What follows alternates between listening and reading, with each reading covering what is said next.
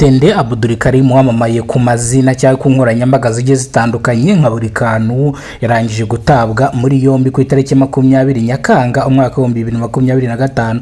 Burikanu rero yatawe muri yombi azira gukingirana abana b'abakobwa babiri bari baje kumusura cyangwa bari baje kumureba mu rugo kugira ngo bige ukuntu bazajya bakorana ibiganiro. Burikanu asaba umwe kamusanga mu cyumba, umwe arabyanga, nibwo Burikanu yahise yisaza cyangwa ararakara, arangije abishyuza fatari yabaguriye ndetse n'amatike yabatakaje kugira ngo baze kumureba. Ibi bintu byabereye mu karere ka Gasabo, umurenge wa Kinyinya, akagari ka Murama, mu mudugudu wa Binunga, aho Burikanu yaratuye. Aho ngaho niho yakoreye ibi byaha cyangwa aya makosa, no mu gihe iki cyaha yakoze biramutse kimuhama igifungo cyacyo gihanishwa imyaka 5 n'imyaka 7. Yari incamake y'amakuru ngiye kubagezaho amakuru nitwurinzwe n'Imana Emmanuel. Abanzi banze ku mazina ya Kidasamura, munyarwandakazi, n'imbere ku bwa mbere ugeze ko no muyoboro wa Kidasamura TV Rwanda, ndagusaba ngo ukore subscribe kugira ngo ujye ubona amakuru ibyegeranyo bikugeraho.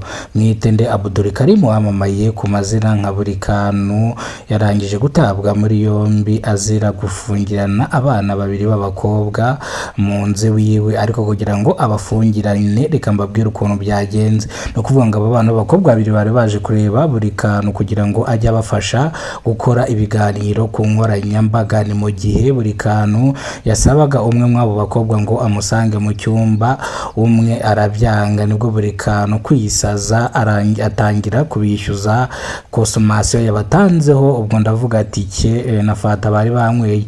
Abo bakobwa bafashe amafaranga make bari bafite barayamuha, Burikanu arayanga, nibwo Burikanu kubakingirana mu nzu bagira ngo ni puraka, babonye bitinze bitabaza polisi kugira ngo ize ibafungurire. Ibi byabereye mu karere ka Gasabo, umurenge wa Kinyinya, akagari ka Murama, mu mudugudu wa Binunga, aho Burikanu yaratuye mu rugo iwe.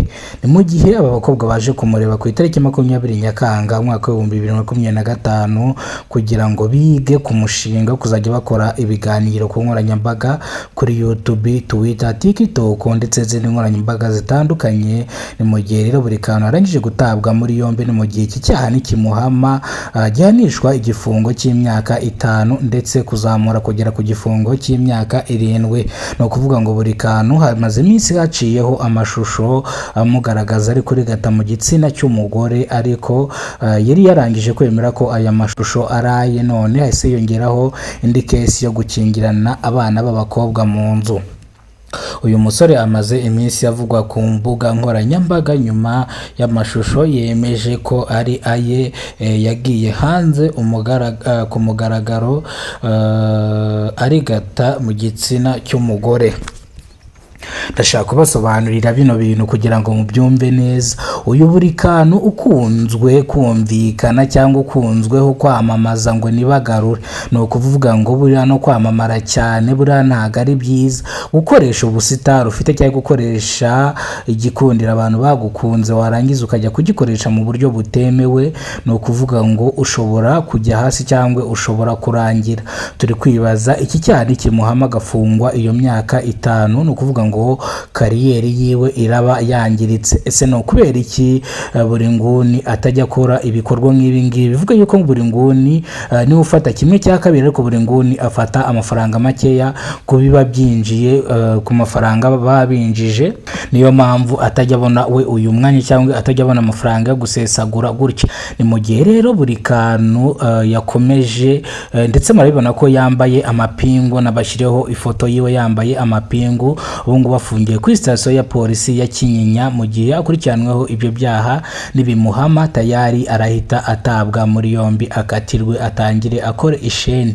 Bisobanuye ko uyu musore twamukunze tutazi imico yiwe, ariko turangije kumugira umusitari, none mu ndebere ibitangiye kuba. ubwo buri kantu video yiwe yasohokaga hanze arimo arigata mu gitsina cy'umugore. Ntago twabikompninzeho cyane, ariko bishoboka yuko ibi bintu yabikoze kubera ko yari amaze iminsi mike yasa nkaho arimo agenda abyemera koko kiriya video ari yiwe, nyuma yuko yabihakanaga. Bivuze ngo uno musore mbega afite amafuti menshi. Murakoze cyane rero, nihagira andi makuru asohoka ndaza kuyababwira, ariko mukore subscribe kugira ngo tujye tubana umunsi ku munsi. Nihaza kurekurwa cyangwa naza gufungurwa cyangwa iki cyane kitamuhama, ndaza kubibabwira nabyo. Rero kugira ngo muze kubimenya cyangwa muze kubibona, ikintu muri bukore no gukora subscribe kugira ngo muze kubona ibiganiro nk'uko byakaje kuri YouTube zacu za Kiza Samura TV Rwanda. Murakoze cyane, Imana